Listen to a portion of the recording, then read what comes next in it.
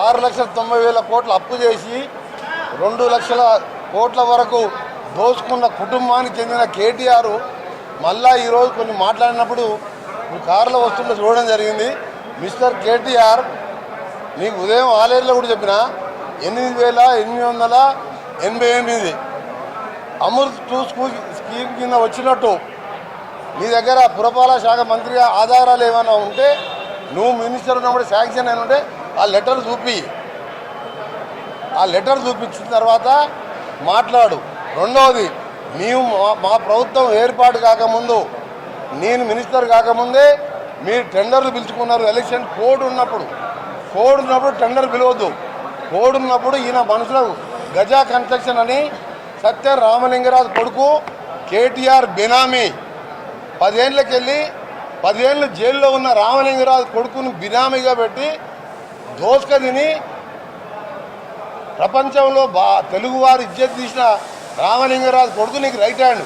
ఆయన Gaza construction, ఆయన contractor కానే కాదు, వాని పేరు మీద కంపెనీ పెట్టి ఆయనకో ప్యాకేజు, మిగతా ఇద్దరికో ప్యాకేజీలు ఇచ్చి మొత్తం 3,300 కోట్లే కేంద్ర ప్రభుత్వం మనకు అమృత్ 2లో ఇచ్చింది.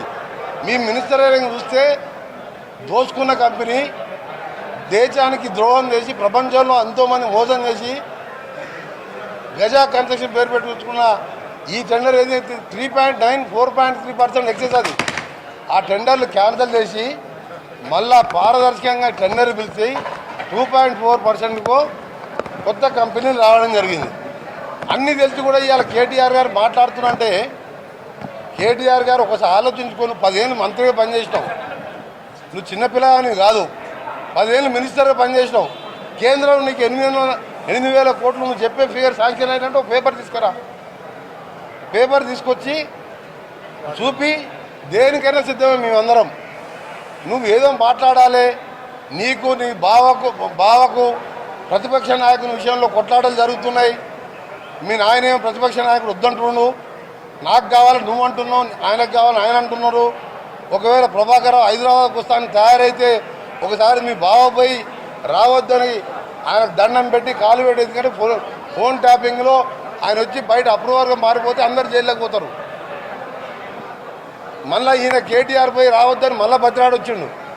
ఈ పరిస్థితుల్లో నువ్వు ఏం మాట్లాడి నీకు అర్థమవుతలేదు. మేము వచ్చి 9 నెలల్లో 3 నెలలు ఎలక్షన్ కోడు, 6 నెలల్లో ఇవాళ 18,000 కోట్ల రుణమాఫీ చేసి 500కే గ్యాస్ సిలిండర్ ఇచ్చి మహిళలకు ఉచితంగా బస్సు ఎక్కించి ఇవాళ ఎన్నో కార్యక్రమాలు చేస్తూ ముందుకు పోతుంటే అది ఓర్వలేక 16 సీట్లలో 9 సీట్లు మూడో ప్లేసు, 7 సీట్లలో డివైడ్ పోయి 10 ఏళ్ళు రాజ్యమైన సిగ్గుండాలి మీకు.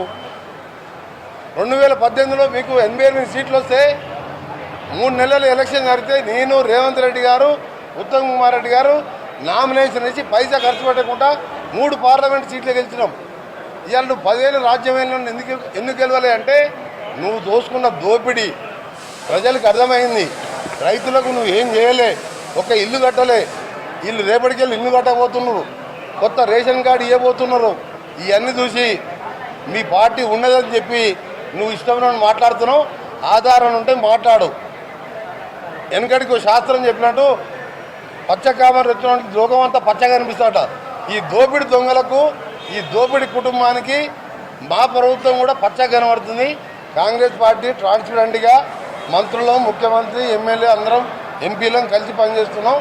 నీ ఇష్టం ఉన్నట్టు మాట్లాడితే ఆధారం ఉంటే మాట్లాడు. నువ్వు మీ బావ రాజీనామా చేస్తున్నాడు, 18,000 కోట్లు చేసిన మాట్లాడుతున్నాడు. మళ్ళా ఇక్కడైనా పుట్టి మాటలు పట్టిపెట్టి ఆధారం ఉంటే బయటపెట్టు. కేంద్రంకి వెళ్ళి అమృత్ వచ్చినట్టు, మాకు ఆధారం శాంక్షన్ వచ్చినట్టు కేంద్రంకి వెళ్ళి చెప్పి, నీకు లింక్ ఉన్నది కదా బీజేపీతోని, నీ ఓట్లని వాళ్ళకి వేయించినాం కదా 8 సీట్లు, లేకుండా కాంగ్రెస్ 14 సీట్లు వస్తున్నాయి మాకు. అందుకనే కేటీఆర్ నువ్వు ఇంట్లో కూర్చో, అసలు ప్రతిపక్ష నాయకుడు కూడా తెలుసుకో. నీ పార్టీ ఉంటుందో లేదో డౌట్ ఉంది ప్రజలల్లా. మీ నాయనే అసెంబ్లీకి వస్తలేడు, ఫస్ట్ అసెంబ్లీకి రమ్మను, మీ నాయన వచ్చి మాట్లాడవని చెప్పు. నువ్వు మీ హరీష్ రావు బచ్చగారిని బయటకు వచ్చి మాట్లాడితే ఎవరు కూడా ప్రజలు నమ్మరు. ప్రజలు మిమ్మల్ని ఎప్పుడో చీకొట్టిండు. సింగరేణి కాదు, 10 ఏళ్ళు సింగరేణికి గౌరవాధ్యక్షురాలు కవిత ఏం చేసిందో అవి కూడా త్వరలో బయటకు వస్తాయి.